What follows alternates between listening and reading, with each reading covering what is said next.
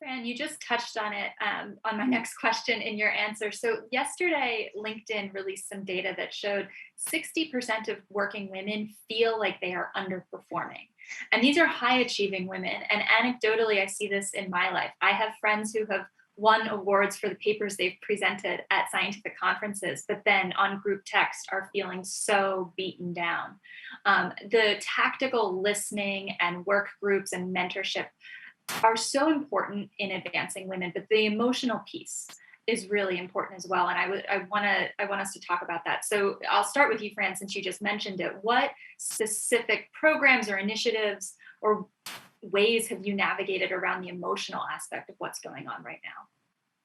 So the first thing that I think we have to do is just acknowledge it, and we have to acknowledge the data. So as an example, at Cisco, we did a well-being survey for all of our employees, and what we realized was that our women scored lower on both physical well-being and social well-being.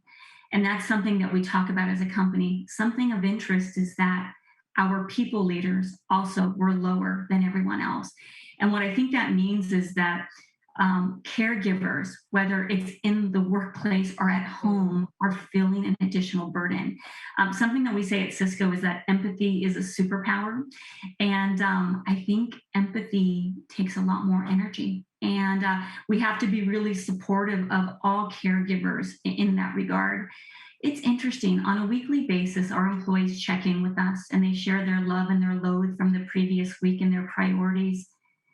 And for many of the women, their loads happen to be concerns about how they're doing as a mother.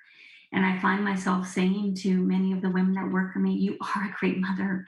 There's just so much to juggle. And so what we've done as a company is we are pivoting our benefits now to support this way of working. And so what that means, as an example, is providing tutors to our employees and helping them subsidize the costs so that they're able to focus on their work and take care of themselves.